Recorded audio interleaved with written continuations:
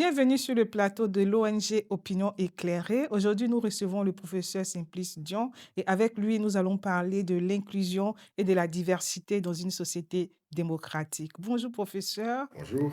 Alors, je suis très heureuse de vous recevoir aujourd'hui à Opinion éclairée pour éclairer justement la lanterne et je signale que c'est en alliance avec l'Alliance féministe pour une Côte d'Ivoire équitable et inclusive que nous avons cet entretien-là. Merci beaucoup. Professeur, on vous voit à la télé, sur le petit écran, lors des conférences, vous parlez beaucoup de démocratie, d'inclusion, de diversité. Avant d'entrer dans le vif du sujet, est-ce que vous pouvez vous présenter? Vous êtes professeur de philosophie, de quoi exactement? Le plus simplement du monde, je suis enseignant-chercheur, professeur titulaire de philosophie politique et morale. Je suis à l'université Félix Houphouët-Boigny et je suis vice-président en charge de la coopération. Merci, professeur. En tout cas, c'est un honneur de vous recevoir sur notre plateau. Alors, on disait tantôt, hein, vous parlez d'inclusion, d'équité dans une société démocratique. Selon vous, est-ce que la diversité et l'inclusion, quelle est leur place dans un contexte de société démocratique aujourd'hui? On ne peut pas parler de démocratie s'il n'y a pas d'inclusion et s'il n'y a pas de diversité. La diversité prend en compte le fait que nous ne sommes pas seuls au monde Mhm, et le fait qu'il y a plusieurs personnes, hommes, femmes. Il y a des différences qui nous caractérisent. Il y a parfois des similitudes, mais chacun est singulier. Et mhm, parce que chacun est singulier, parce que chacun a sa façon de penser, parce que chacun est ce qu'il est, parce qu'il peut être noir, il peut être blanc, il peut être une femme, il peut être un homme, il peut être d'une race, il peut être d'une autre race. Le monde est fait de diversité. Il faut prendre acte de cette diversité. Seulement, quand il y a la diversité, il n'y a pas forcément l'inclusion. mhm. L'inclusion signifie créer l'environnement de telle sorte que toute cette diversité, toutes ces différences puissent conduire à une harmonie. Vous avez quelque chose d'hétérogène, de divers. Comment, à partir de l'hétérogène, vous créez quelque chose d'homogène? Comment vous créez une harmonie à partir de la disharmonie? Voilà comment les deux concepts de diversité et d'inclusion interviennent dans une société démocratique qui est fondamentalement une société de justice. Mhm. Et c'est bien de savoir, est-ce que cette inclusion, c'est une réalité dans les démocraties en Afrique? Est-ce que c'est une réalité? Je ne sais pas. Est-ce que c'est des défis? Oui. Est-ce que dans l'Afrique même, la question de l'inclusion, elle fait partie des mœurs également? Est-ce que nous ne nous plaignons pas toujours d'être exclus Mmh. dans nos familles, par exemple? Quand nous organisons un débat au niveau de la famille, est-ce que tous les enfants sont exclus? Est-ce qu'on écoute les enfants? Est-ce qu'on écoute la femme?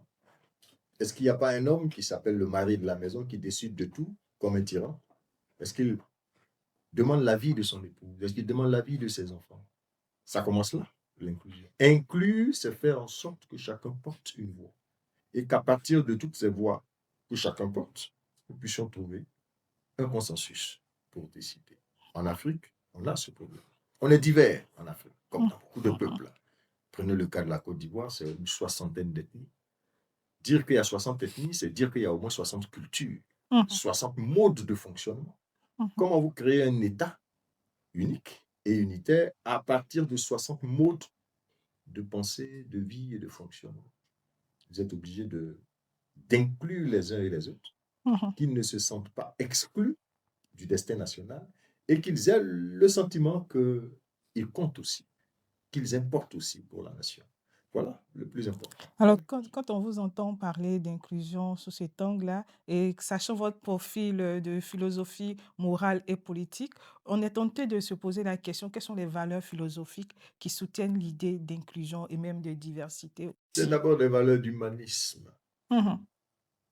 Humanisme. Est-ce que l'homme a une valeur aujourd'hui pour nous? Est-ce que l'humanité a une valeur aujourd'hui pour nous? C'est des valeurs de dignité. Mmh. La dignité de l'homme, ça ne se négocie pas. Qu'il soit riche, qu'il soit pauvre, qu'il soit noir, qu'il soit blanc, qu'il soit jaune, la dignité d'un homme ne se négocie pas. C'est pourquoi on ne maltraite pas un homme. C'est-à-dire on ne le traite pas mal. Mais parce que c'est un homme, parce que c'est un humain. Il est plus qu'un animal banal. Mais il y a même des sociétés où des animaux au sens classique, ont des droits. Mhm. Mais pourquoi on devrait mieux traiter un animal, un chien, un chat, et maltraiter un homme? Mais l'homme est au-dessus de l'échelle des êtres. Tout homme. Mhm. Donc, valeur d'humanisme, valeur de dignité, valeur de justice et d'équité. Voyez, Juste. les richesses qui se trouvent dans le monde, ce n'est pas une proie, c'est un don. Si c'est une proie, chacun se bat pour garder la richesse pour lui. Mais si c'est un don, alors c'est un don pour tout le monde. Comment faire en sorte que ce don-là puisse être partagé entre tous les enfants de la Terre? L'équité commence là. C'est ça. Voilà. C'est pourquoi parler de diversité et d'inclusion, c'est tellement fondamental et tellement important dans des sociétés où on stigmatise aujourd'hui. Parce qu'il n'est pas de ma religion, alors ce n'est pas un homme.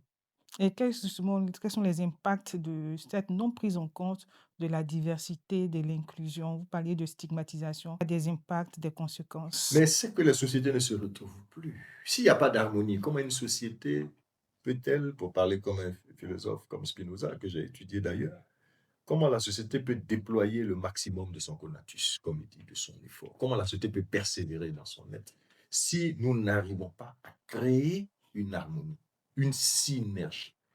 Tout est là. Les femmes souffrent parce qu'elles ne se sentent pas valorisées.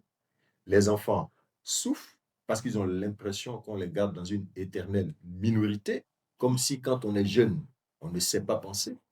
Les pauvres souffrent parce qu'ils ont l'impression qu'ils sont venus sur cette terre pour accompagner les plus nantis. Mais tout le monde en souffre. Donc, il faut l'inclusion de toute cette diversité, pauvres, riches. Donc, la diversité va au-delà de la race, de la Il n'y a pas culture, de vie même la harmonieuse catégorie sociale s'il n'y a aussi, pas d'inclusion.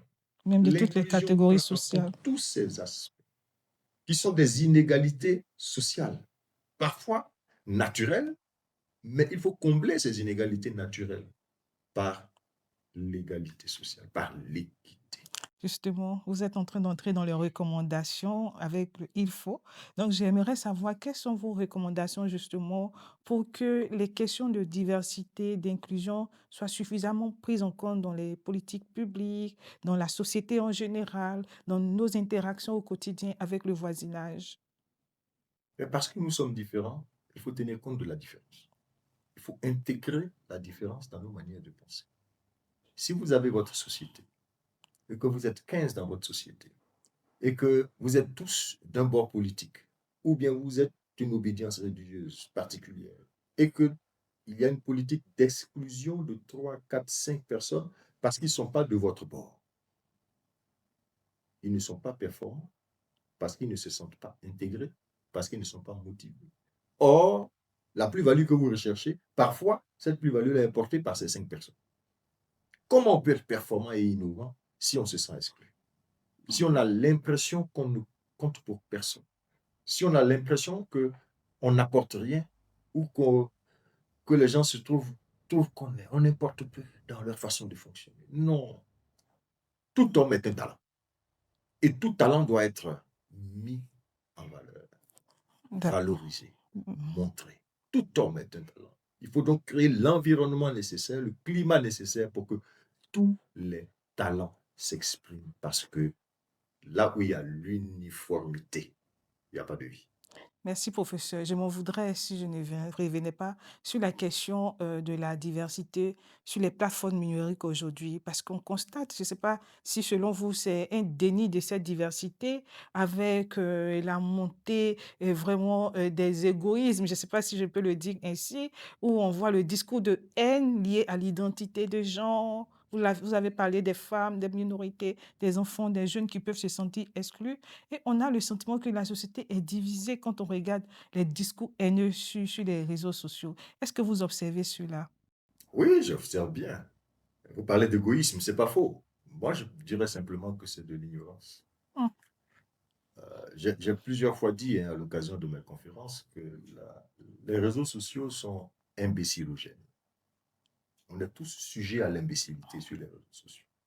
Pourquoi? Parce que ce qu'on disait au maquis, au restaurant, à la maison, toutes les conneries qu'on pouvait sortir dans des coins restreints, aujourd'hui, les réseaux sociaux nous donnent l'occasion de le sortir. Donc, ne soyez pas surpris que les gens aient envie de dire ce qu'ils ont d'instinctuel en eux.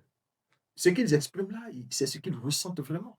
Mais ce qu'ils ressentent là, c'est quelque chose qui n'est pas maîtrisé, qui n'est pas éduqué. C'est l'ignorance. Mhm. Quand on sait la valeur d'un être humain, quand on sait l'apport qu'une femme peut donner à sa société, quand on sait ce que les jeunes peuvent apporter, on ne se comporte pas de cette façon. On Parce, crée les conditions pour que le génie de chacun se manifeste. On ne peut pas être tous semblables. parce Ça qu'on n'est pas possible. parce qu'on voit des discours anti-genre, des discours de haine contre les femmes. Ces femmes sont comme si, ou parfois ce sont les hommes sont comme si. Donc l'identité de genre, on a le sentiment que hommes et femmes se regardent en chien défaillant sur les réseaux sociaux. Et même encore sur la toile ivoirienne, on a pu assister au phénomène Stop au Whoopi, où c'était Bien sûr. carrément l'appel à la haine de l'autre. Est-ce qu'on doit désespérer de la société? On ne peut pas désespérer tant que le travail d'éducation se fait. C'est pourquoi il faut interpeller l'État. Il faut interpeller l'autorité publique.